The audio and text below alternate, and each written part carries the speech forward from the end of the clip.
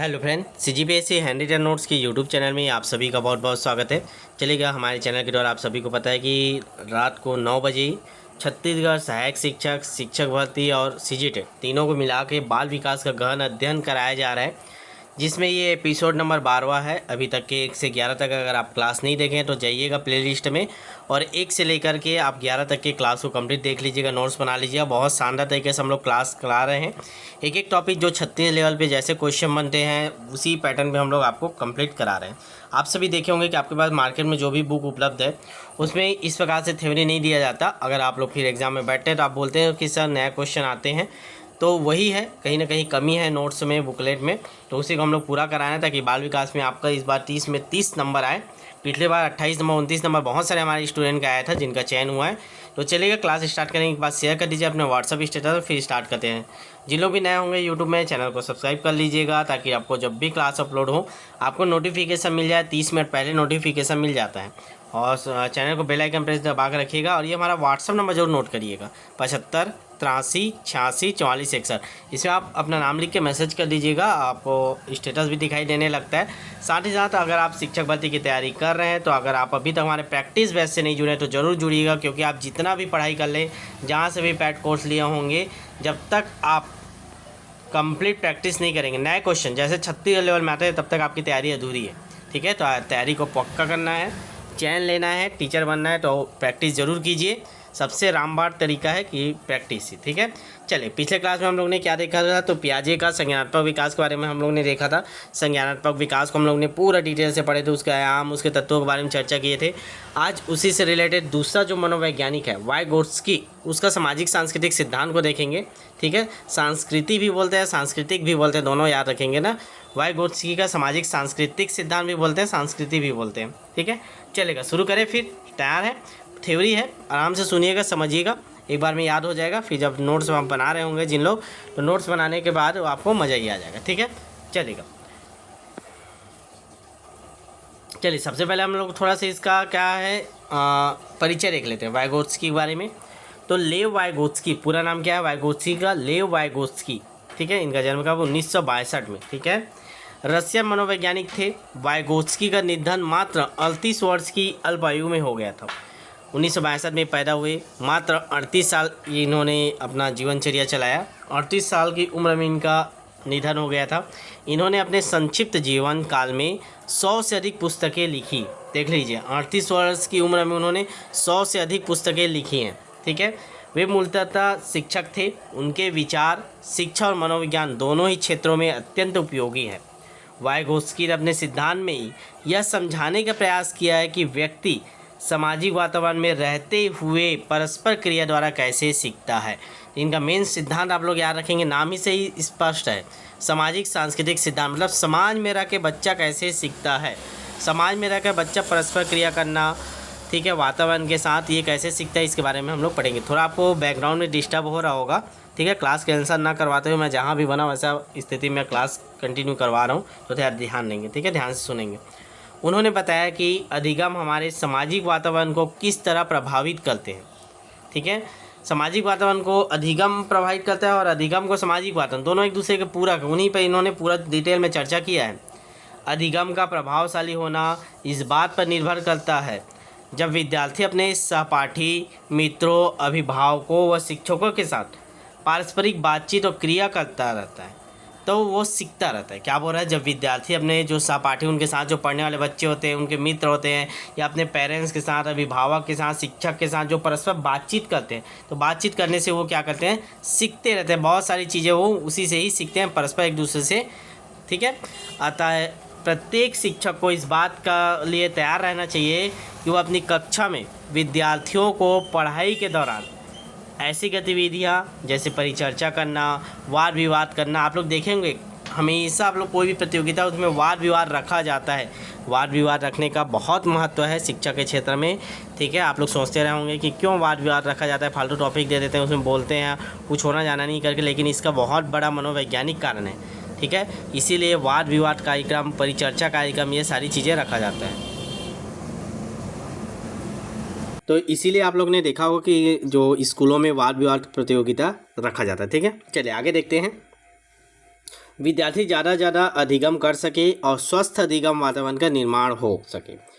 आगे देखेंगे, इसको इंपॉर्टेंट पॉइंट ध्यान रखेंगे। वाइगोत्स्की ने ज्ञान निर्माण के लिए संस्कृति को प्रमुख कारण माना है, क्योंकि इसी संस्कृति के माध्यम से हम विभिन्न व्यक्तियों के बारे में, जैसे महापुरुष हो गए, महात्मा गांधी हो गए, विवेकानंद जी के बारे में, तो इनके बारे में जब हम लोग पढ़ते हैं, उनके संस्कृतियों के बारे में, ठीक है, तो उससे क्या होता है, हम उनके जो नैतिक शिक्षा है उसको हम लोग अपनाते हैं, तो नियमों का, कौशलों को समझते व सीखते हैं। तो इसीलिए संस्कृति को भी इन्होंने ज्ञान निर्माण के लिए अहम माना। दो चीज़ों इन्होंने माना है, एक आपका सामाजिक वातावरण, दूसरा संस्कृति। इसीलिए इनके जो सिद्धांत है तो उसको सामाजिक सांस्कृतिक सिद्धांत के नाम से जाना जाता है।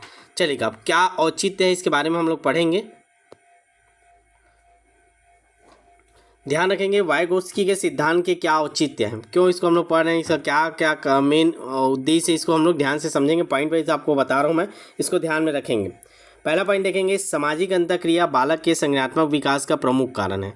तो मैंने देखिए हम लोग ने पिछले उसमें पढ़ा है कि सामाजिक विकास, जो संज्ञानात्मक विकास किससे होता है, तो जब वो समाज से अंतःक्रिया करता है, ठीक है, जब बालक सामाजिक अंतःक्रिया करता है समाज के साथ, तब उसका संज्ञानात्मक विकास स्टेप बाय स्टेप होता है, ठीक है। चलिए, दूसरा देखेंगे, बालक के सांस्कृतिक विकास का प्रत्येक कार्य 2 स्तर पर पूर्ण होता है। 2 स्तर पर जो सांस्कृतिक विकास है वो होता है, पहला सामाजिक स्तर पर, दूसरा व्यक्तिगत स्तर पर, ठीक है। तो सामाजिक स्तर पर देखेंगे तो सामाजिक स्तर में बालक स्वयं एवं अन्य व्यक्तियों के बीच रहकर कार्य सीखता है, समाज में वो रहता है, दूसरों के साथ बातचीत करता है, देखता है, तो उससे क्या होता है, वो जो दिखता है, जो कार्य करते हैं उसको देख के वो सीखता है। दूसरा व्यक्तिगत स्तर पर वह स्वयं कार्यों को आत्मसात कर सीखता है, देखता है, समझता है, उसका खुद से उस कार्य को करने लगता है। तो ये 2 चीज़ें हैं, बालक सांस्कृतिक विकास का प्रत्येक जो कार्य होता है उसको 2 चरणों में पूर्ण करता है, एक सामाजिक स्तर पर, एक व्यक्तिगत स्तर पर, ठीक है। बालक के आंतरिक विचार एवं संप्रेषण के बीच गहरा संबंध होता है, जो उसका आंतरिक विचार है और संप्रेषण, वो जैसा एक दूसरे से बात करेगा, संप्रेषण करेगा, जो सोचेगा उसी के अनुसार करेगा, तो इन दोनों का गहरा संबंध होता है। आंतरिक विचार, जो उसके अंदर जो विचार आते हैं उसका, और जो वो बातचीत करता है, संप्रेषण करता है, इन दोनों के बीच गहरा विचार और संप्रेषण के बीच गहरा संबंध होता है। इस चीज़ को याद रखेंगे। कूट में ये क्वेश्चन बनते हैं, ध्यान रखेंगे। कूट में देगा वाइगोत्स्की के सिद्धांत के संबंध में निम्न कथन सत्य है या उसका औचित्य है करके, तो इसमें ये सारे पॉइंट रहेंगे। बालक के आंतरिक विचार और संप्रेषण के बीच गहरा संबंध होता है, ठीक है, व्यक्तिगत स्तर पर, सामाजिक स्तर पर, ऐसे क्या कूट वाले क्वेश्चन बनते हैं ना। चलिए, चौथा पॉइंट क्या है, इसका ध्यान रखेंगे। सामाजिक अंतःक्रिया, जो सोशल इंटरेक्शन है, के द्वारा बालक ज्ञान और अनुभव को प्राप्त करता है। ये सारी चीज़ें आप जानते हैं, बस आप ध्यान से देखते जाइए, सुनते जाइए। जब आप प्रैक्टिस में क्वेश्चन आएंगे तो आपको समझ में आएगा कि हम लोग क्यों पढ़े थे ये सारी चीज़ें। चलेगा, अब अगला पॉइंट देखते हैं, वाइगोत्स्की के प्रमुख आयाम। ध्यान रखेंगे, जिन लोग भी यूट्यूब में देख रहे हैं, अगर आप चैनल सब्सक्राइब नहीं करके रखें, आप जरूर सब्सक्राइब करके रखिएगा, क्योंकि एकमात्र ऐसा चैनल है जो आपको निःशुल्क फ्री ऑफ कॉस्ट आपकी तैयारी करा रहा है, वो भी 36 लेवल पे, जैसे क्वेश्चन आते हैं उसी पैटर्न में, ठीक है। प्रैक्टिस के लिए आप नंबर नोट कर लीजिए, व्हाट्सअप मैसेज कर दीजिएगा, 75 83 86 44 61, ये हमारा व्हाट्सअप नंबर है, इसमें आप मैसेज करके हमसे जुड़ सकते हैं, ठीक है। चलेगा, तब प्रमुख आयाम देखेंगे तो इसके 3 कितने आयाम है, 3 आयाम है। पहला है सामाजिक अंतःक्रिया, दूसरा है संस्कृति और तीसरा है भाषा, ठीक है। ये तीनों वाइगोत्स्की के प्रमुख आयाम है, तो ये क्वेश्चन यहीं से बनेंगे। वाइगोत्स्की के प्रमुख आयाम में कौन कौन शामिल है, कौन नहीं करके, तो इसको याद रखेंगे तीनों पॉइंट को। सामाजिक अंतःक्रिया, संस्कृति और भाषा, ये तीनों आयाम आपको याद होने चाहिए, ठीक है। अगर इसको फॉर्मेट में आप लोग देखेंगे पिरामिड के फॉर्मेट, तो ये देख सकते हैं, एक जो इसके आयाम को 3 हिस्सों में बांटे हम लोग, सामाजिक अंतःक्रिया, संस्कृति और एक भाषा, तीनों से मिलकर बनता है, ठीक है। चलिए आगे इसको देखते हैं, विस्क्रिप्ट से समझने का प्रयास करेंगे। सबसे पहला हम लोग पॉइंट उठाते हैं सामाजिक अंतःक्रिया, इसको ध्यान से समझेंगे। ज़्यादा छोटा क्लास लूँगा, ठीक है, नोट्स बनाना भी आपको, ज़्यादा थ्योरी वाला पोर्शन है, तो बोर मत होइए, आराम से सुनते जाइए, समझते जाइए। सामाजिक अंतःक्रिया, मनुष्य की क्रियाएं सामाजिक सांस्कृतिक परिवेश में संपन्न होती है। आप सभी को बता चुका हूँ कि जो सामाजिक सांस्कृतिक परिवेश में संपन्न होती है, ठीक है। सामाजिक क्रियाओं के दौरान बालक सक्रिय सहभागिता करता है, मतलब सक्रिय सहभागिता मतलब क्या, वो खुद उसमें भाग लेता है। बच्चा परिवार से बाहर निकलता है, अपने दोस्त यार के साथ खेलता है, तो उसमें सक्रिय रूप से भाग ले रहा है सामाजिक क्रियाओं में, ठीक है। जैसे कोई भी खेल हो गया, स्कूल में क्रिकेट खिला रहे हैं, तो अब 9-11 लोगों का टीम बन गया, तो एक दूसरे के साथ वो परस्पर वार्तालाप करेंगे, एक दूसरे से जुड़ेंगे, सामाजिक क्रियाओं में सक्रिय सहभागिता हो जाता है। इस सहभागिता से उसकी मानसिक संरचनाओं का विकास होता है, ठीक है। तो सहभागिता और उससे क्या होता है, जो मानसिक संरचनाओं का विकास होता है। बच्चों में संस्कृति व सामाजिक विकास के दो स्तर होते हैं। कौन कौन से? एक में बालक किसी बड़े व्यक्ति की सहायता से किसी समस्या का समाधान करता है। मतलब देखिएगा, बच्चों में संस्कृति और सामाजिक विकास में दो स्तर में होता है। पहला, या तो वो बड़ों की सहायता लेके करेगा, और दूसरे स्तर में क्या करेगा? स्वयं कर लेगा। तो इसको समझते कैसे लिखते हैं। एक में बालक किसी बड़े व्यक्ति की सहायता से किसी समस्या का समाधान करना सीखता है। दूसरे स्तर में वह सोचने या समस्या समाधान की प्रक्रिया को स्वयं सीख लेता है। तो दो स्तर में करता है, इसको याद रखेंगे। इसको भी पूछता है घुमा के। क्वेश्चन कैसे बनेंगे? जब आप क्वेश्चन प्रैक्टिस करेंगे ना, तब आपको ये समझ में आएगा कि ये जो चीज़ें मैं पढ़ा रहा हूँ इसी से नए क्वेश्चन बनते हैं।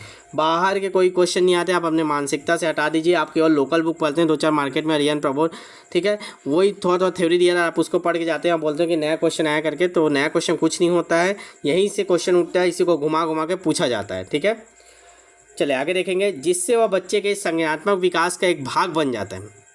सामाजिक अंतःक्रिया बालक के विकास का महत्वपूर्ण आधार होता है, जिसके द्वारा बालक का शारीरिक व सामाजिक व संज्ञानात्मक विकास होता है। ठीक है, चलिए आगे देखेंगे। वाइगोत्स्की के अनुसार बालक समाज के साथ अंतःक्रिया करने के द्वारा ही भाषा और विचारों का परस्पर विकास करता है। ये भी आप सभी पता है कि भाषा कैसे आता है और विचार। तो स्वाभाविक सी बात है, जब वो घर से बाहर निकलता है, 4 लोगों से मिलता है, सुनता है, उनकी बातें सुनता है, समझता है, फिर उनको सीखने लगता है, उनके विचारों को अपनाता है। तो भाषा और विचारों का विकास किससे होता है? तो सामाजिक अंतःक्रिया से, समाज के साथ अंतःक्रिया से। अतः भाषा का भी सामाजिक अंतःक्रिया के साथ ही बच्चा सीखता है। ठीक, अब हम लोगों ने पढ़े थे सामाजिक के बारे में, बहुत देख लिया सामाजिक अंतःक्रिया। अब संस्कृति के बारे में देखते हैं, तीनों उसका आयाम को देख रहे हैं। ठीक, दूसरा है हमारा संस्कृति। तो बच्चे के संज्ञानात्मक विकास में संस्कृति की भूमिका महत्वपूर्ण होती है, जहां बालक को औपचारिक अनौपचारिक चर्चा के माध्यम से यह बताया जाता है कि उसकी संस्कृति संसार के किस प्रकार अंतःक्रिया करती है एवं प्रतिक्रिया करती है, खासकर जब वह किसी बड़े के द्वारा, व्यक्ति के द्वारा बच्चे को उससे जुड़ी हुई घटनाओं अनुभवों के अर्थों को समझाता है। मतलब समझिए कि संस्कृति क्या होता है। हम जैसे महापुरुषों के बारे में पढ़ते हैं, कोई बड़े लोगों के बारे में, हम लोग जब बड़े लोगों के साथ बैठते हैं तो अपनी पूरी संस्कृति के बारे में बताते हैं कि हमारे ज़माने में ये था वो था। तो हम लोग धीरे धीरे बड़े जो व्यक्ति होते हैं उनसे द्वारा बच्चे घटनाओं के बारे में सुनते हैं, उनके अनुभवों को सुनते हैं, बैठते हैं। तो जो दादाजी लोग होते हैं उन लोग बताते हैं हमारे ज़माने में ऐसा होता था, वैसा होता था, हम लोग ऐसे करते थे। तो वही संस्कृति है, उसी के द्वारा हम लोग संस्कृति को आगे लेके आते हैं। ठीक है, तीसरा देखते हैं भाषा। भाषा के बारे में हम लोग देखेंगे, तीसरा आयाम था। वाइगोत्स्की के अनुसार बालक के संज्ञानात्मक विकास में भाषा एक महत्वपूर्ण साधन है। वे कहते हैं कि प्रारंभ में बालक में भाषा और चिंतन दोनों ही अलग अलग विकसित होते हैं, बाद में आपस में मिल जाते हैं। भाई पहले बच्चा बोलना सीखता है, चिंतन बाद में आता है, फिर दोनों को उसी भाषा में वो चिंतन करने लगता है, फिर दोनों एक साथ हो जाता है। आप समझिए, पहले वो भाषा सीखेगा, ठीक है, भाषा सीखने के बाद वो चिंतन करेगा। तो जिस भाषा को वो सीखेगा उसी भाषा में चिंतन करने लग जाता है।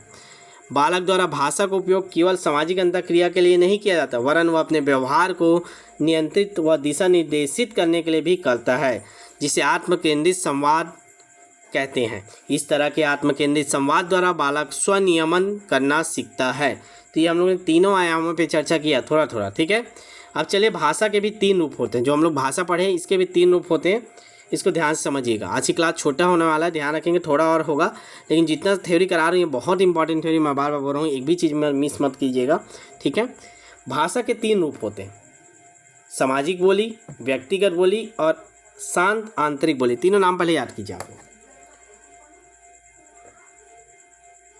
भाषा के 3 रूप होते हैं, सामाजिक बोली, व्यक्तिगत बोली, शांत आंतरिक बोली। पहला देखेंगे सामाजिक बोली क्या होता है। आपको बुक में दिया है क्या? ये सारी चीज़ें नहीं दिया रहता। ठीक है, मैं बार बार बोल रहा हूँ, पूरा पढ़िएगा, नोट्स बनाइएगा अच्छे से, जीवन भर काम आएगा आपका। जब तक नौकरी नहीं लगेगी तब तक जीवन भर भी काम आएगा, क्योंकि आप शिक्षक बनने के बाद भी आपको यही चीज़ें अपने स्कूल में अपनाना है। तो चलिएगा सामाजिक बोली देखते हैं।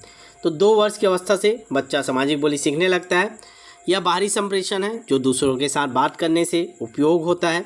इसमें बालक विचारों को ध्वनियों में परिवर्तित कर देता है।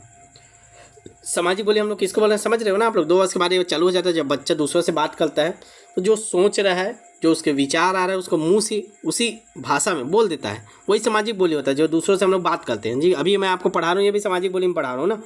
फिर होता है व्यक्तिगत बोली। ये 3 वर्ष की अवस्था से व्यक्तिगत बोली बोलने लगते हैं। वह बोली बालक को स्वयं को निर्देशित करने हेतु उपयोग की जाती है। 3 वर्ष के बच्चा अपने आप को बोलता है, नहीं ऐसा कर लेता हूँ, पानी पी लूँ क्या, बोल लूँ क्या, हंस लूँ क्या। जो खुद से हम लोग बात करते हैं ना, और बोलते हैं कि ये कर लेता हूँ वो कर लेता हूँ, तो वही चीज़ होता है व्यक्तिगत बोली। यह बोली बालक को स्वयं को निर्देशित करने हेतु उपयोग किया जाता है तथा बौद्धिक क्रियाओं को उत्पन्न करता है। और हम लोग का तीसरा और लास्ट देखेंगे शांत आंतरिक बोली। ये 7 वर्ष की अवस्था से होता है। व्यक्तिगत बोली धीरे धीरे अंतर्भौम हो जाती है, बालक स्वसंचालित क्रियाएं करने लगता है जो शांत आंतरिक बोली में परिवर्तित हो जाता है। इसको समझे आप लोग? व्यक्तिगत बोली में क्या होता है, बच्चा खुद से बात करने लगता है, आप सुनेंगे भी वो बड़बड़ा रहा है क्या क्या बोल रहा है, लेकिन जब शांत आंतरिक बोली आता है तब वो अपने मन में बोलता है और जो उसको लगता है वो करने लग जाता है, क्रिया करता है सीधा। ठीक है, तो ये तीनों बोली के नाम कम से कम याद रखेंगे अच्छे से। सामाजिक बोली क्या होता है, व्यक्तिगत बोली क्या होता है, शांत आंतरिक बोली क्या होता है। ठीक है, चलिए इतना ही आज का कंटेंट तैयार हो पाया था। ठीक है, धीरे धीरे हम लोग का कंटेंट भी तैयार हो रहा है, आगे चल के ये आपको पेड कोर्स में देखने को मिलेगा। लेकिन अभी पेड कोर्स के लिए मत जाइए आप लोग, बार बार बोल रहा हूँ, निःशुल्क जब आपको मिल रहा है इतने सारे क्लासेस, अभी तक 12 क्लासेस हो चुके हैं। मैं पूरा आपको प्रॉमिस किया हूँ कि मैं पूरा कंप्लीट पढ़ाऊँगा जितना कंटेंट मेरे पास उपलब्ध हो पाएगा। ठीक है, गहन अध्ययन के रूप में मैं चला रहा हूँ, क्योंकि सहायक शिक्षक छत्तीसगढ़ लेवल पे और शिक्षक भर्ती सीधी टेट के लिए ऐसा कोई भी छत्तीसगढ़ लेवल पे बुक नहीं है जो अच्छे से कवर हो। ठीक है, उन लोग क्या किए हैं, जो अभी लोकल भी बुक पब्लिश किए हैं, उन लोग क्या करते हैं, सी टेट का बुक उठा लेते हैं, 2-4 बुक उसमें मिक्स करके बना देते हैं। ठीक है, तो इंडिया लेवल पे बुक चल रहा है, छत्तीसगढ़ में जैसा आप पूछे उस पैटर्न में कोई जा ही नहीं रहा है, तो उसी पैटर्न को हम लोग लेके आगे बढ़ रहे हैं। तो अच्छे से पढ़िए और प्रैक्टिस जरूर कीजिए। नंबर नोट कर लीजिए एक बार और फिर से 75 83 86 44 61। चलेंगे, मिलेंगे अगले एपिसोड नंबर 13 पे। आप लोग 12 तक कंप्लीट कर लीजिए अच्छे से। मिलते हैं नेक्स्ट एपिसोड में, तब तक के लिए ऑल द बेस्ट। शेयर करें इसको ज़्यादा से ज़्यादा।